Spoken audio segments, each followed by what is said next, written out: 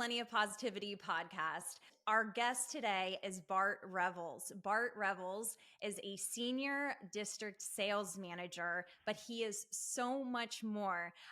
For me, just to begin, just a small intro on my behalf, Bart was my first manager for my quote big girl job in the corporate arena, if you will.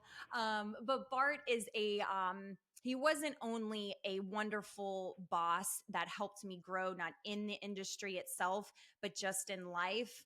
But he's a very good person. And that's why I had to have him on this podcast, Plenty of Positivity podcast. So welcome, Bart. Courtney, thanks for letting me join your podcast.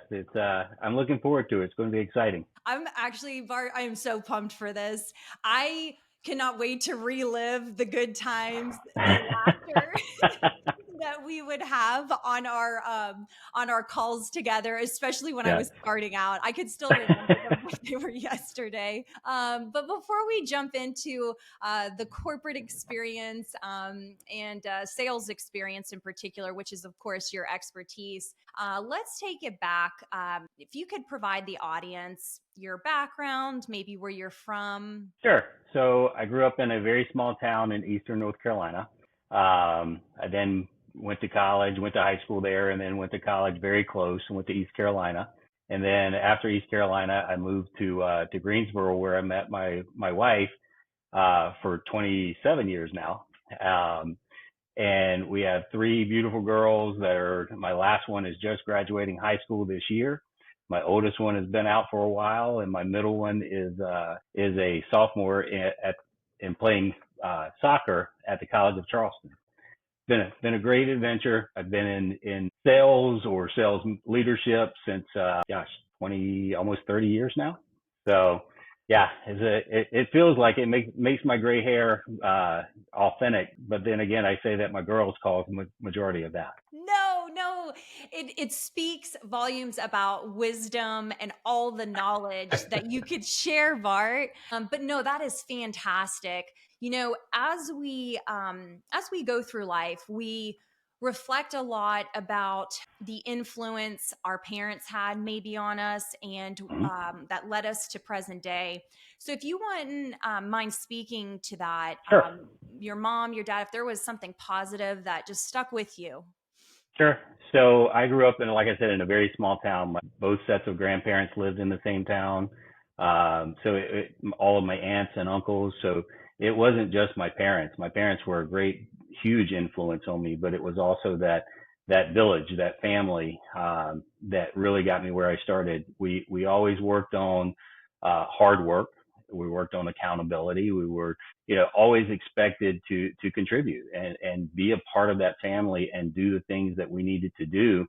And that's actually carried forward into my business career, my family life. Family comes first. And I always talk about it that not just at, what happens at home or outside of the workplace. Family is also, we spend more time together with the people we work with than we do our families at home most of the time. So why are we not creating that same atmosphere and that same experience and learning from others while we're at work too? That is perfect. And I think as I look back, I could even think about the positive influence that my father had on me and what he instilled. When you spoke about hard work, he grew up working in the steel mill to pay off his college loans and everything just to make it through college. Yeah. And that work ethic would certainly translate into my life as far as the influence he had, but it would also open my eyes to how do you succeed in life? How do you succeed in career? And it really is. It's not only when we say hard work, it's going the extra mile that, a lot of the times when I started out, of course, you're not the smartest person in something. You're not the greatest person in something, even though you want to be, of course. Right. But, that hard work, being able to realize, hey, if it takes you extra time, that's fine. But if you persist, you could become the ideal, whatever it is, if in a sales position and That's right. anything in corporate America, anything. So I'm so happy that you spoke about hard work from your family upbringing and then translating into your career and obviously the immense amount of success that you've Yeah. had over the years. Yeah. Your So that, your dad's steel mill was my tobacco field. yes, really? Okay, fantastic. So talk about hard labor's work. I mean, it is, you're in there, right? And I mean, he would always tell me, I remember like, if I would come home and I would start like, the negative talk. I mean, like I said, Hmm. as much as we want to be positive, sometimes we just have those days where it's just like, no, it's all about me, pity Right. me, right? Um, Right. he would remind me how hard he had to work, and all the labor that was hard labor back then. Mhm. And so, no, I could completely understand, like you said, in your situation, how you grew up and how that would hold you, how that would provide those characteristics and traits that would lead you to It was. success present It day. was. I mean, it was waking up at before the crack of dawn and jumping on the back of a truck and going to a tobacco field where you're wearing long sleeves and it's 100 degrees outside and you're working in, you're wet from the leaves when you start, and then you're sweating the rest of the day and your arms are coated in just gunk the entire day. You come home after that hard day and your barn is finished, the farmer pays you, and then you go take a shower, and then you go do it again the next day. It is, it's so true. And I think this could probably segment us into the next question here. But Sure. when you when you reflect back, what is a motto that you maybe live by? Sure. So I actually, my motto is developing champions. So it started from the very beginning. I talk about it in work. I talk about it with my kids. Champions are these people who want it more than everybody else. Their desire is to be the best. Doesn't mean, you said earlier, you may not be the best, but why are we not learning from our experiences? Why are we not hitting the replay buttons in our head, everything that we're doing? I tell my kids all the time, and it's other people say it. I want them to fail. I want them to fail often, but I want them to fail early because I want them to learn from that. And as soon as they figure out what went wrong and then hit the replay again and what went right, well, let's build on those things that went right, continue to do those things that didn't go right. Stop doing that. Change the way that you were looking at it. Change the way that you applied yourself to do that. And then with the other part of that is in like the workplace, and again, even in family too. One of the things that I try to do is take an individual, inspire them, and get them to figure out what their strengths are. We can always build on strengths much easier than we can build on weaknesses or gap areas. We'll fix those, but the strengths are what we can take off with right now. And if we can develop those individuals, and my goal is to take those people farther than what they thought they were capable of going themselves. Yes. The one thing that I caught from what you were saying at the beginning was never be afraid to fail, Right. with your daughters. And if you have a dream, this is something I even speak to my students about. I mean, that is the one thing, entrepreneurship and sport, that is my one thing. If they walk out of that door, Hmm. the one thing you will remember is never be afraid to fail, because something I kind of reflect upon is there is so much human potential out there. And a lot of Agreed. the times we could find ourselves trying to always fit in, right?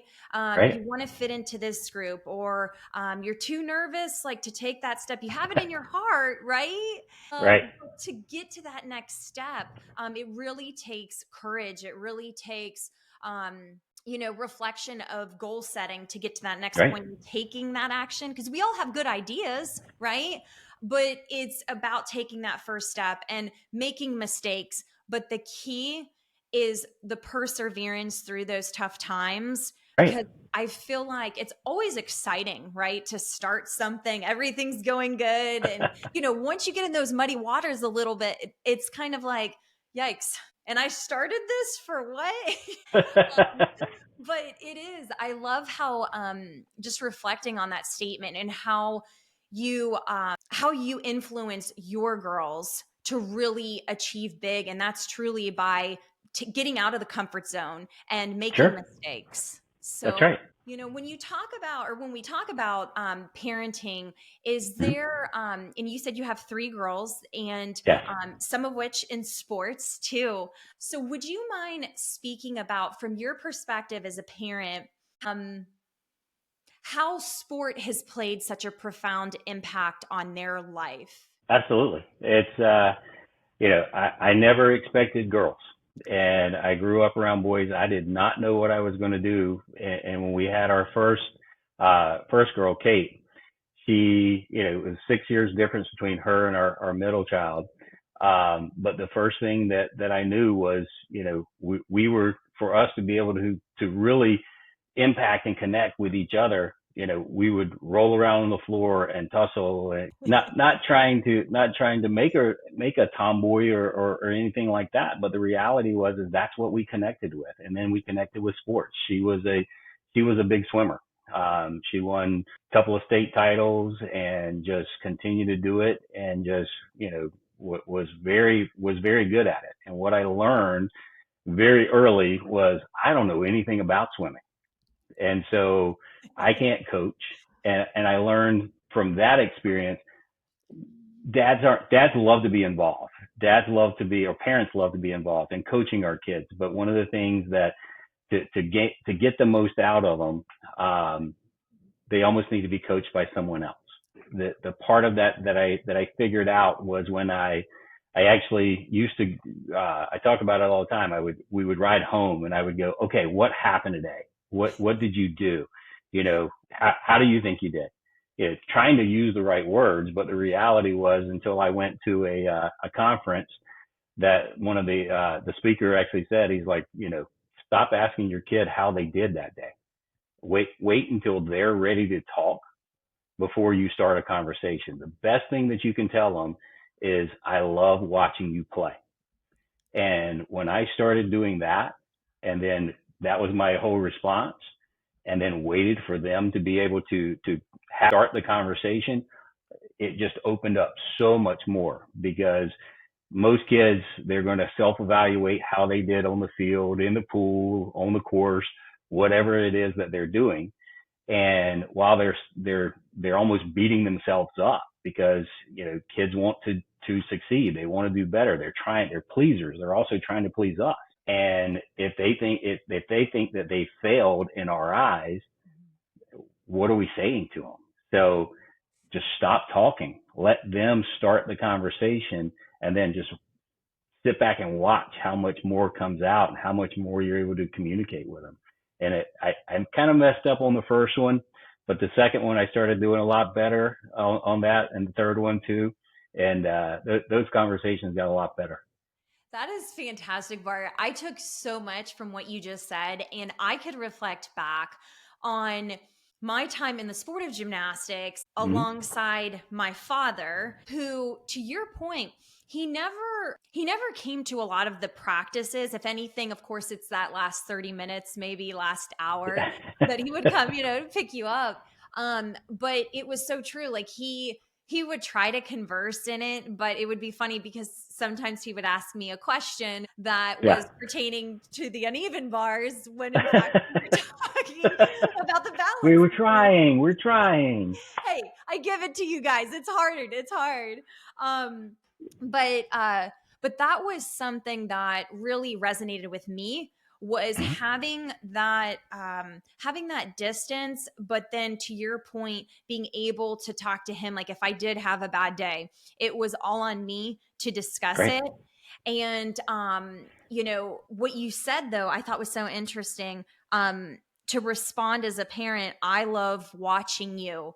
And did you really find at that point, and I know you may have said it before, but when you said that, did it just light up like her world to say, now Absolutely. see, I didn't even, I never knew that. That's such a good tip from parents. It makes a big difference because the expected conversation, and you see it on videos and memes, and you hear it on different things where the parent gets in the car, and the first thing they go is like, well, why'd you strike out today? Well, why'd you fumble the ball? What was going on with your dive?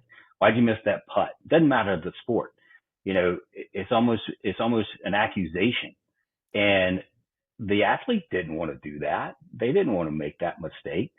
So, or, even if it was something great, if they scored a touchdown or whatever the case, let them be the ones that bring it out. Your job as a parent, as a spectator, is to be sitting on the sides, watching them, enjoying everything, not to be critical, not to be yelling at the refs. Your job is to watch your kid and their team be successful. And even if that's winning or losing, did they get better every single time that they stepped on the field or court or pool? I think that's so interesting. Like you were even talking about the importance of listening. Mm-hmm. And I could remember, and we'll get into it next here. But when I was in sales, I specifically remember this was something that would always be difficult for me, was to listen to what the physician was saying, digest the information Yeah. first, Yes. and then come, back with whatever you were going to say. But, I think, and that could come obviously with different personalities too, but I think even present day, more so than ever, Sure. sometimes people just want to be heard. If people have a bad day, for me, like when I come back in after a long day, Brian comes back in, sometimes you just want somebody to listen to you. That's right. And I think listening sometimes could even be a far more positive impact on the person than providing advice maybe in that moment. Yeah. What are your thoughts on that? Well, I'll tweak the verbiage a little bit. I always say that people listen to respond. What we're trying to do is, what are you hearing? Because what are you're watching, if you're on the phone, that's different. But if you're looking at somebody face to face, you should be watching body language. You should be looking and taking in all the environment that's there. And that's how you're actually hearing that individual. Too many times in sales, in life, we're listening, and when what we're hearing is, we want to respond to it. We almost jump in. We say, I've got the answer for it. And we interrupt those individuals. And so the communication line is broken right there. Too many times, if you're in sales and trying to be successful, and you're listening to in my situation, listening to a doctor, and he says one thing, and you go, ooh, ooh, ooh, I know the answer. And you try to respond. Well, he was just making a statement. That wasn't really what was going on. He was just commenting on something. And so, a lot of times they'll go with that, and they'll continue to right until you're out the door and nothing's been accomplished, because you didn't really figure out what the issue was or what the problem was, because you stopped listening. That's so true. And what you were saying about body language, Mm-hmm. would you speak to that in your own personal experience out Sure. in the field, if you will, about how our communication style today has certainly shifted with Right. social media, text messaging? There's so many times when I would receive a text message and I'm like, whoa, what did I say? And then you call and they're like, you just asked me a question, I responded back, and I'm like, it didn't seem like the voice or the Yeah, tone that I want. that's And it. so could you speak to the importance of body language?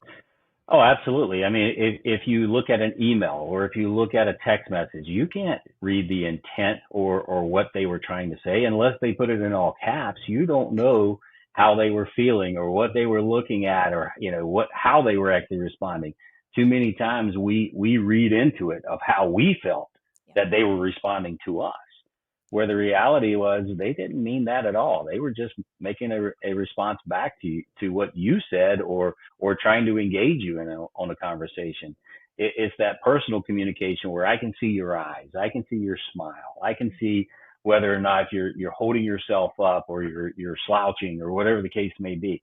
You should be able to read that language. And if I'm sitting here with my arms crossed and standing stiff straight, leaning against the wall, I really don't care about what you're talking about. I don't want to hear you, or I'm angry, or there's something else that's there. It may be time for you to stop talking and ask more questions. And one of my big things is always be curious. The curiosity is that thing that's going to take you much farther, because it's not about us. It should be about, I think that one of the biggest issues that occurs is we're being selfish. One of the biggest problems, or the causes of every problem in the world, can be broken back down to selfishness. The same thing happens with curiosity. The same thing happens with that open line of communication when we're sitting face to face. It's hard when we're talking to each other, even with the technology now. I mean, I'm looking at you on a computer, and your picture's coming across, and I can see your face, and I can see your smile, and I can see your responses to things. That's what communications is really all about. Thank you for elaborating on that, because I am so passionate about communication. Anytime I have an opportunity to be in person, I'm always there compared to on computer, whatever you could say. I mean, obviously, in this case, it's different, but if I do have that opportunity, because it could also it could also help with miscommunication, just like you said. Absolutely. And the body language, especially going through sales, and how important that is to pick up on those social cues, That's right. to be mindful. And as I'm saying this, I definitely, because we've been like skimming the surface of sales and corporate, let's just dive right into it. So, Sure. Bart, why don't we start with, did you always know that you wanted to be in sales as far as an occupation and a career? So I don't know that there was a, inherent born desire to go into sales. But what I will say is that once I started in it, it was a passion. And then it actually moved from not just being in sales, because sales 101, I mean, everybody gets scared. I can't do that. I don't know how you do your job. Sales 101 is just figuring out what the needs of your customer are. And it doesn't matter if it's like in pharmaceuticals like I am, or if it's in, selling chain link fence, or doesn't matter what it is. You try to figure out what the need is, and then try to match your product to that need with a solution that's going to be beneficial for everybody. And so when I first started in this, I failed. I failed a lot. And then I worked on that, and I learned from what I was doing wrong. I went to others and to see what they were doing right. They were being successful. So one of the things that I would always try to do is learn from others. Here, ask them questions. What are you doing to be successful? And then take whatever they were doing and bring it into my own sales career. And then what I figured out was that, okay, sales leadership, coaching is something that I'm just as passionate about, if not more passionate about, than the actual sales part of it. Trying to develop those other people using the skill sets that I learned, teaching those skill sets, coaching those skill sets, watching, observing what they're doing, and then inspiring them to make little small tweaks. If you're trying to make wholesale changes, you might as well go back to the very beginning. So it's people are already successful. They're already doing the job. What you need to be able to do is just figure out what you need to tweak, and then go from there and watch the success happen. Absolutely. And when you were talking about this, I went back to one particular moment, and I don't know if you're going to remember this part. To this day, it makes me laugh hysterically. So, you were speaking about how when you first started, if something was going wrong or it just wasn't working out, you'd always go to somebody to see what they were doing right. And Right. I think about when I first started the job, and I honestly want to say it was probably one of our first or second calls together. And we were in Georgia, and I'll never forget this. I come fresh out of training, and I just know these products like, from the handbook. I mean, I could verbatim almost like just talk about them, everything. Right. And when the interaction were to happen, when the physician walked up, it was almost as if I turned in from a human being to a robot. And and I'll never forget it. And I think he was kind of pulling my leg too, like as he was listening to me. But Right. you were there on the sideline. And I remember as we walked out and we got back into the car and we're like, you're like, so how do you think you did? Right. And I go, immediately, I was like, Court, there's no sugarcoating here. You were a robot. When I came, I mean, seriously, Bart, that was like one moment. I was so proud of myself as far as the knowledge I had obtained in Uh-huh. training. And I was so ready to like present it. But the way that it came off, just like we were saying, the importance of listening, the importance of responding to their need. Uh-huh. No, that day it was about Courtney, and Courtney rehearsed to You you had a story to tell. exactly what she learned, right? You're going to make mistakes. You're going to get out there into the field. Like I said, you have all this knowledge, but then once you get out there, it seems like sometimes it'll just go out the window until you practice, time after time. You feel more comfortable with the material, with the interpersonal communication between, in this Yeah. case, of course, physicians. But Bard, that stands in my mind. I'll never forget it. I mean, I was just rehearsed, like scripted out of a book. So, Bard, do you mind speaking to if you could remember your very first job Hmm. right out of college, if there was any uh, challenges that maybe stood out to you, or maybe there was something very positive that impacted your life as you would move forward from that first job? Sure. My first job was selling cell phones.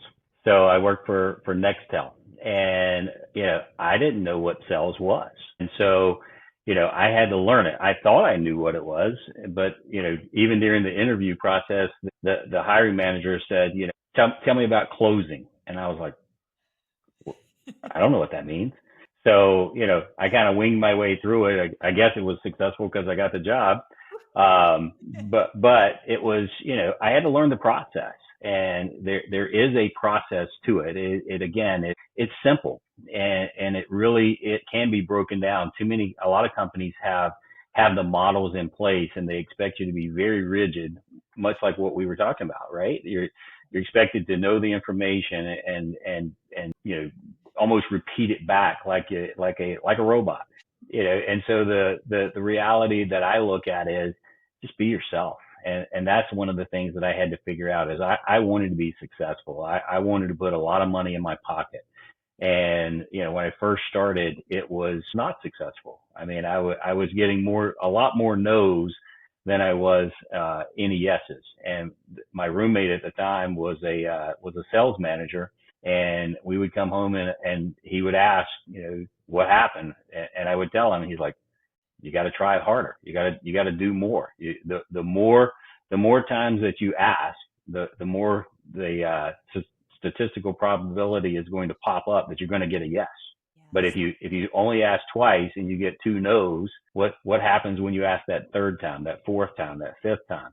You've got to set yourself up to be successful. And it's that funnel approach. The more you put in the top, you may not get much out of the bottom, but you're still going to get something coming out of the bottom. And it's the more you put in, the more that's going to come out of the bottom of I like that. And you kind of speak about this, what my next question is, but when you talk about rejection as it. human beings, of course, we do not want to hear the no. We want to hear yes, right? And so for maybe those young sales reps out there, Sure. they just started, like I said, they came out of, training, the confidence is just roaring. And then you get out into the field and your confidence slowly from the rejection, right? Maybe starts to creep down a little bit. Could you speak to maybe a piece of positive advice for those Sure. individuals to overcome that sense of rejection? Sure. The first part of it is always self-analyze. When you're walking in and you're trying to do something that the company has instructed you or they've trained you how to do it, and you're only looking at it from that, I walked in, I said what they told me to say, I did what they told me to do, and I still got to know. Well, there's something else that's missing in there. And again, I always talk about hitting the replay button in your head, going through play by play. It's what we do on an athletic field. It's what we do, preparing for the next game. It is looking at the competition. We're always watching videos. It's how we get better, seeing what we did right and seeing what we did wrong. Your eyes are the best camera that has ever been made. Your ears are the best audio system. Are you applying what you're hearing, what you're seeing, what you're saying? What did I do right? Again, if I did something right and I got a response, then I need to continue that. But if I was saying something and I didn't get the response, or I didn't get the reaction of what I was looking for, well, how can I work on that? What do I need to change? Maybe I need to test and learn something different. And you can't take the rejection. Part of sales is rejection, is the no of the game. But it's trying to figure out how many times you can get the no before you get the first yes. And then how often can you get more yeses before you get more no's? So it's just constant work, and it's reevaluating and retooling your own presentation, your own questions, your own coupling questions. When I say coupling questions, it's starting with one question and then building off of what they say. I think I heard you say this. Is that what you're meaning? And then take that in the direction of how it's going to meet that need better and allow you to close more. I think that's such a good point of the reflection question, because Mm-hmm. so many times, just as we spoke before, there's miscommunication, or I Right. misunderstood you, I misheard you, and then you're off doing another action. And then when you Right. return, it's like, well, this is what you wanted. I didn't even ask that. And you're like, hold on. So I really like that, Bart, of like Yeah. being able to be self-aware and to kind of to ask that question back. Is it correct that I heard you wanted XYZ? That's right. So I really like that. As far Well, as and your customers, no, your customers not going to give you that feedback. Their feedback is a yes or a no. correct. So they're not going to tell you, well, you should have asked this question in a different way. You got to do that yourself. Self-awareness, absolutely. Where are you as far as industry goes right now in sales? So I'm still in pharmaceutical sales. I'm in it with a different company. We worked together at Alcon, and I got cut after 18 years. Best thing that's ever happened to me. People will look at it and go like, what are you talking about? Getting let go. How is that a good thing? Well, it allowed me to open up my eyes and see what else was out there. And I found a position. I now work at Salix Pharmaceuticals, and it's a gastrointestinal company. One of the things that I found is my skill sets were easily transferable, and I'm still able to coach.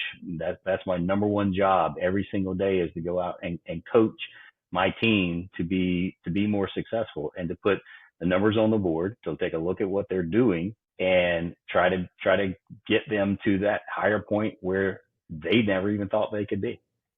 Absolutely. I want to take it back in this story, what you were just saying, how after 18 years you would get cut.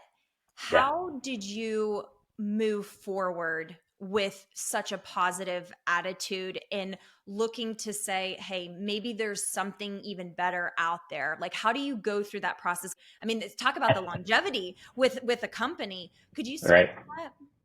Sure. So one of the things, you and I went through the training at the same time. It was a book called The Orange Frog.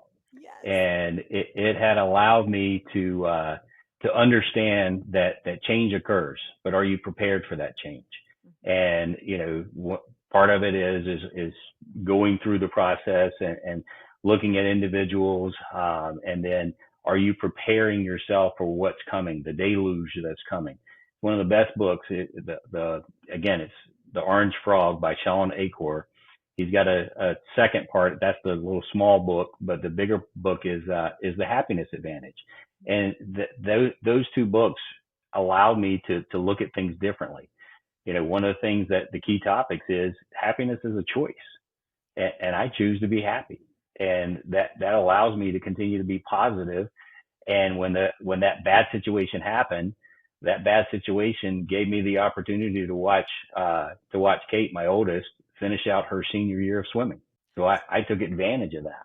I knew I could find another position. I knew I could find another job, but I took that time to be a part of her experiences that she was going to go to, that if I had the job, I would have never been able to be there for all of that. So I took that advantage, and then I moved into another position, uh, found the opportunity with my current job, and just continued to take those same concepts, that same ideas, that same positivity, and coach others and inspire others to look at life like that, to look at your business, to look at how you're conducting yourself on a day-to-day basis, just like that.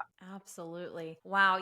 The one thing that that really stands out what you were saying is how when you look back in hindsight, how when you were saying you were able to watch your young girl compete in sports at that point and you would have never been able to do that.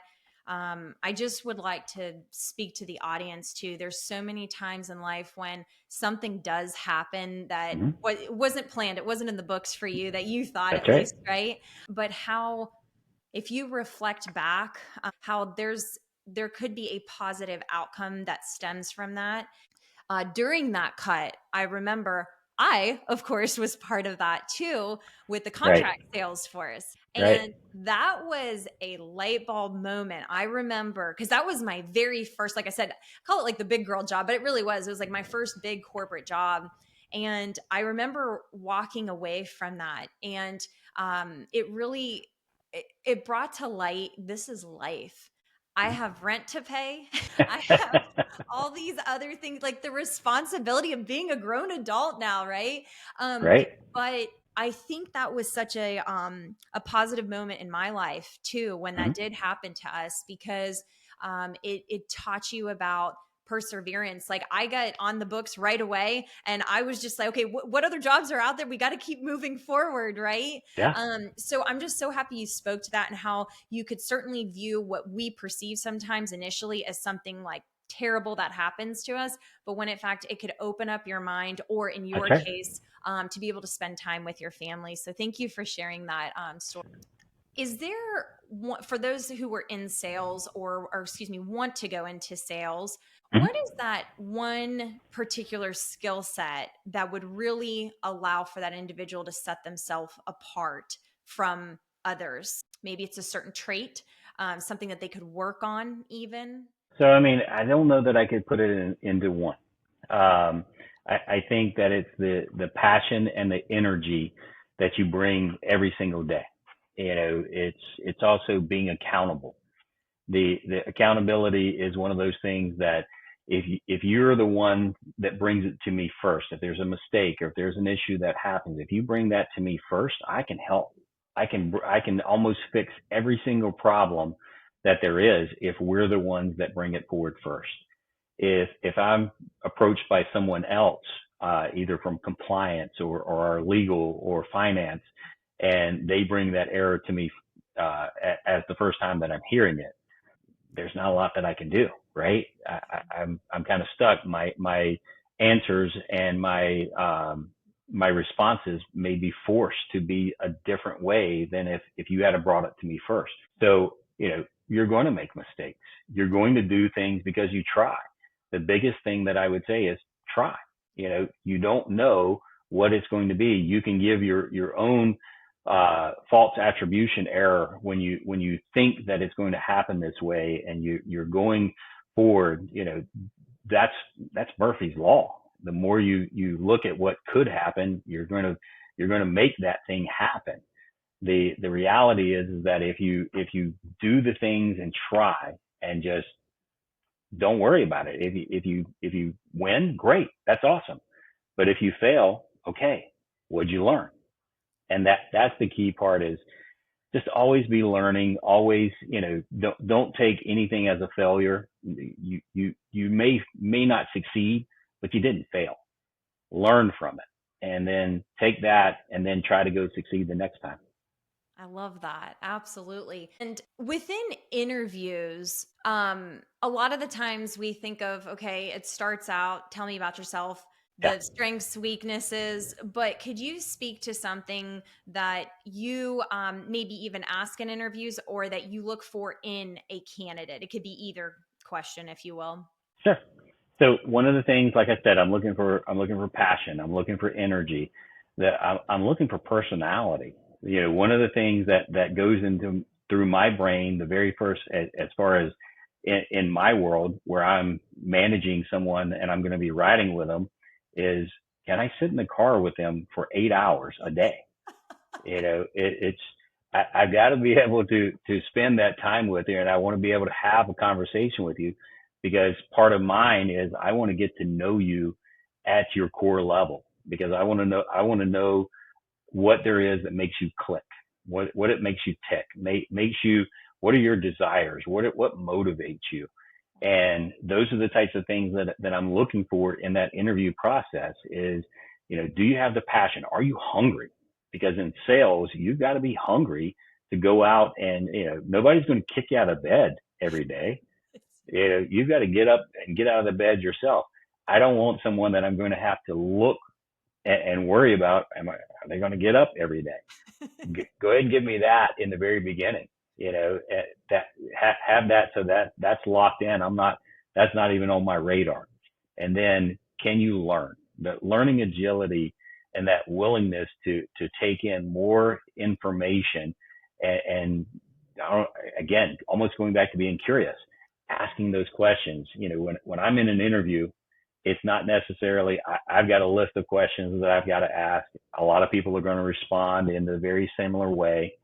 My question that I add to everything is they give me a response, and it kind of throws everybody off, because I go, well, what'd you learn from that? And I sit back and wait for the answer, because that's what I want to see. That's what I want to know. And then at the end of the interview, when I turn it back over to them, I'm listening to the questions and how that is working in their head. I want to see the things spinning in their brain. Like, are they trying to elicit information out of me about this job that they're going to get? And are they going to be able to do that when they go out in the field with their customer? That's good. I like that how, like you were saying, a lot of those things in the interview, you look for how they're potentially going to act like in the actual field. Mm-hmm. Um, and so as you moved forward from a sales representative to a district manager, we always talk about the importance of having those leadership skills, having those communication skills. But what was that transition like? And how did you prepare for such a large leadership role? So it didn't happen on a overnight. I started my process, long before, almost a couple of years before, because I was engaging myself, raising my hand, ringing my own bell, saying, I'd like to do some of these different things, and it was to develop different skill sets, develop gap areas that I had, and so it was, can I be a part of the planning for these different meetings? Can I present something at a meeting, so that when the opportunity came, you know, mine wasn't like I didn't really have to apply. It was one of those, we know you're ready. You have those skill sets. You've demonstrated those skill sets already. Will you apply?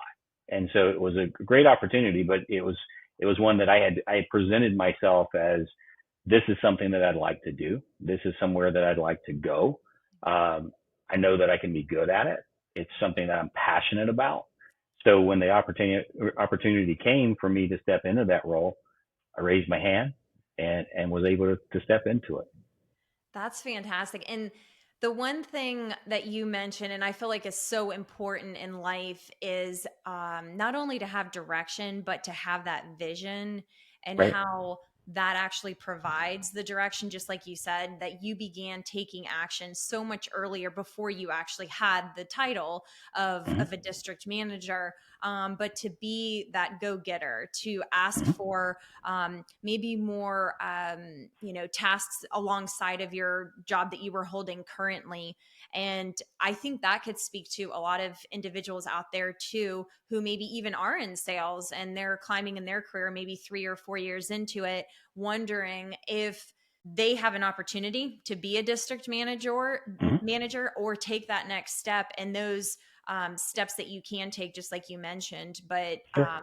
to ask for more tasks or items to involve yourself with.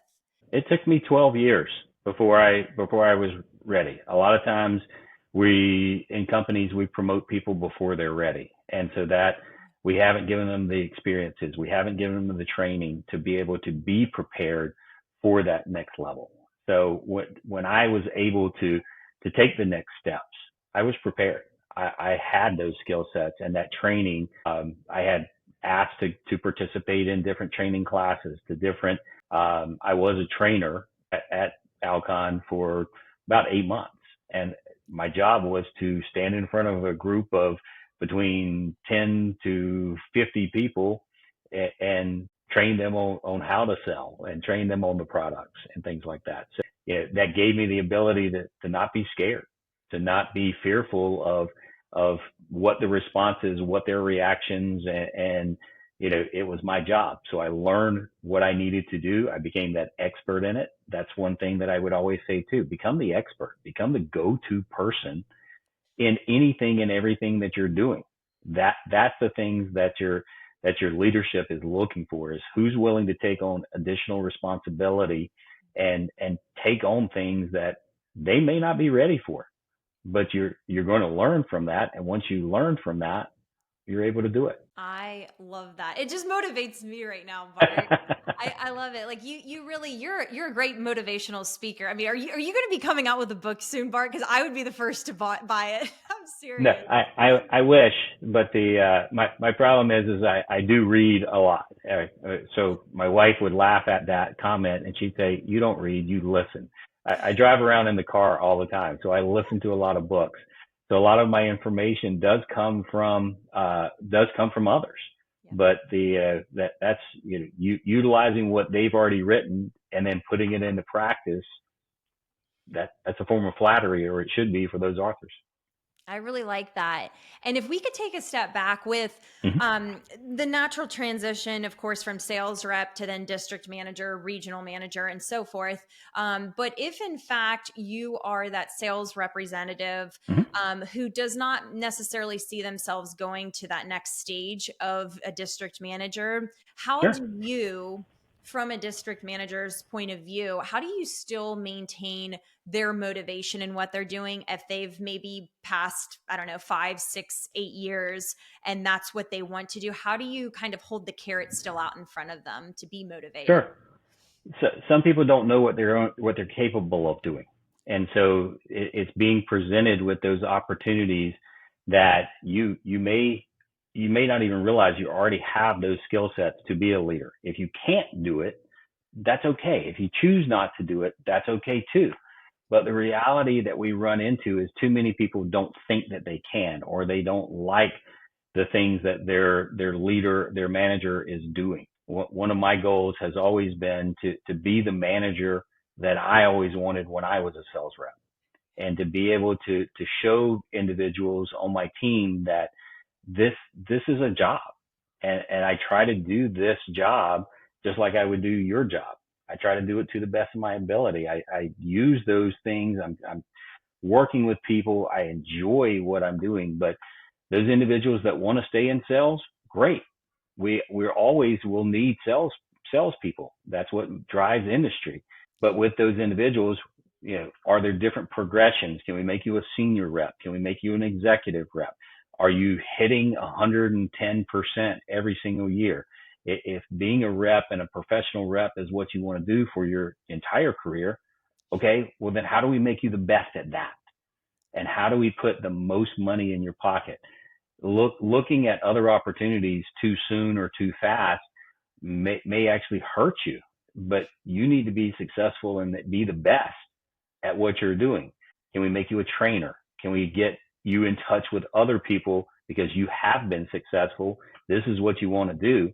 Well, then let's take that and let's share it with others so that we can progress them in their careers. I like that how you were talking about too, like in my mind, like I said, I just thought it was sales manager district, but the fact that you spoke about training, Mm-hmm. how that could even be another avenue Absolutely. to take and open up like maybe the listeners' minds that you could have, if you really do enjoy developing somebody and maybe not want to take that managerial spot necessarily, but to go into training and be able to share a lot of experience, which of course you do with the Sure. managerial job too as well, but maybe focusing in this case on when we're talking about pharmaceutical products, that you know that product inside and out, and you know, perhaps like going out on the field for the first time, perhaps what those physicians may ask you. Not like a robot. Bart, I'll never, seriously, I'll never forget that, because I think what stood in my mind, this particular physician, and you probably know who I'm speaking about, but he had such it was a dry sense of humor that Mm. I respected. I love dry senses of humor, but it was in that moment. I remember when I walked out and I feel like I did kind of good, but Court, you did sound like a robot. And then we got in the car. How did you do? Yeah, you were a robot. I just like, I knew in that moment, I'm like, Court, you have some work to do. Like, it humbled me, you know, it really did humble me. But no, thank you so much for sharing that. And, you know, as we move forward, in this discussion, I really like to get advice for, let's just keep it general right now.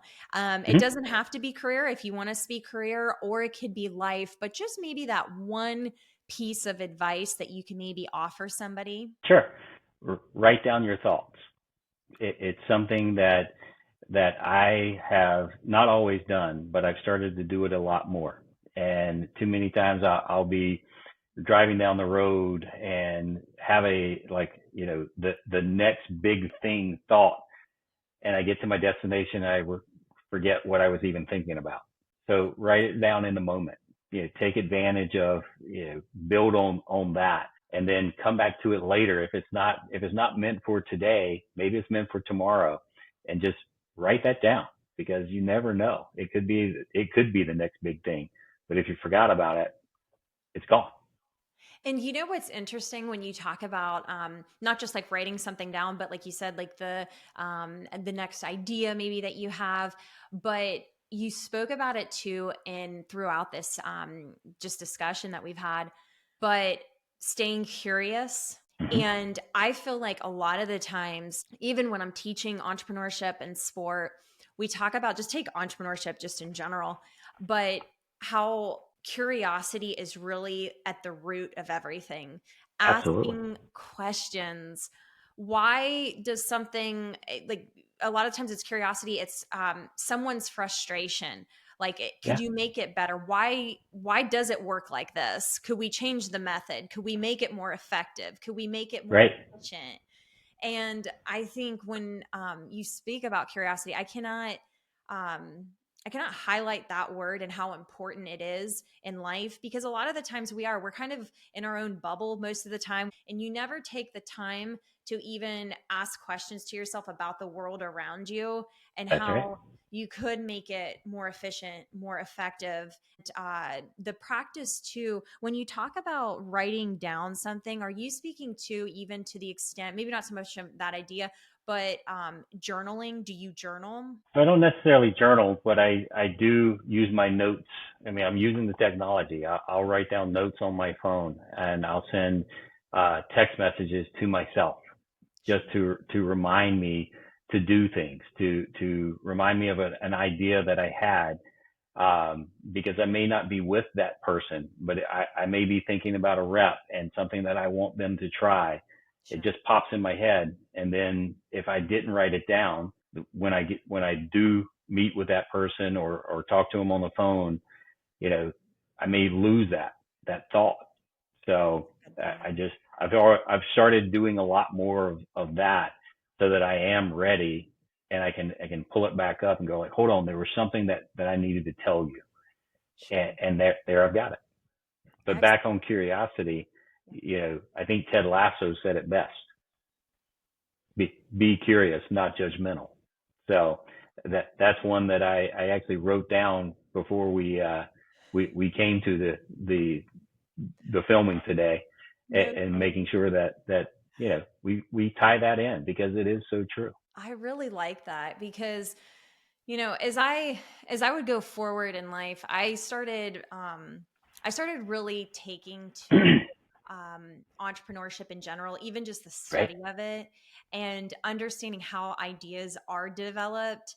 And a lot of the times it really is, it's about being curious. And I always encourage the students, when you are walking outside, when you are doing just daily ticket items that you always do, but like how something can maybe be tweaked. Like that's really what it takes. It's not this like revolutionary idea that comes to play that you have to like think of entrepreneurship as it's this next big thing, but it could also be just something that's already been done, but you're doing it better, that you're Right. doing it Absolutely. right. And so I'm so happy that you spoke about that because as we could see, that's in so many different aspects of life is having curiosity, even in sales, asking those questions, making sure that you heard them right, that you can meet their needs and provide that solution for them.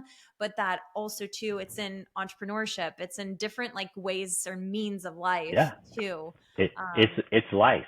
I mean, it gets back to I think we actually sat down at one of our offices one time, and I asked you, who's your best friend? How did you get to know your best friend? You were curious. You started asking questions, and you started developing that through conversation, that friendship, because you were curious and genuinely curious about who they were, what they are, and how you guys could connect. I really, I like that. As I look back, Bart, I cannot believe, I think that was 10 years ago. I Yeah. can't believe it. Maybe a little bit less, I think. At least in my mind, I'll believe it to be. Yeah. I think just for the audience to know that you you're so capable of not only training somebody for that pharmaceutical job that they get, but also you are capable of developing people and Right. also recognizing their potential when they don't see it. And Right. that is what has always stood out for you, like in my mind. When I think of managers, I think of going back to that the first one really that I think I had jobs obviously previously, but not like a big job like that. And I think back to you always were so compassionate about us as a person before even the job. And Right. I think that's what would always stand out in my mind is that even if we, like when we did move forward, that you developed me for life, not just that one position. And that confidence that I would have moving forward, that was not from the job, but that was from, there's always like that support system too, Right. behind one's success. And for our listeners, I mean, to have a manager like you, boss, you are so unique. And I think that's to be spoken about. And I'm sure the audience has seen that in this interview. But really, you didn't develop just the training for the person to succeed in the job, but for life. That's it. Well, and we're still friends today, even though we don't work together. And it's it's that family type of atmosphere again. Like I care about you. I care about the people who we've worked with in the past. We created that bond, that friendship back then. I'm invested in your career, in your future, all the way until the end. Absolutely. And Bart, thank you so much. Like I said, not even just for that, but for coming on today Yeah. for the Plenty of Positivity podcast. And thanks for sharing the quote. We always love to end our conversations with that quote. And so it's curiosity. I hope the audience took something from that word, curiosity, but nevertheless, I know how valuable that this conversation was to our audience. And Bart, Yeah. thank you so much for your time today. So happy to be here. Thanks for letting me be a part of this, and continue to do it because you're amazing and great things are on the horizon. Thank you so much, Bart.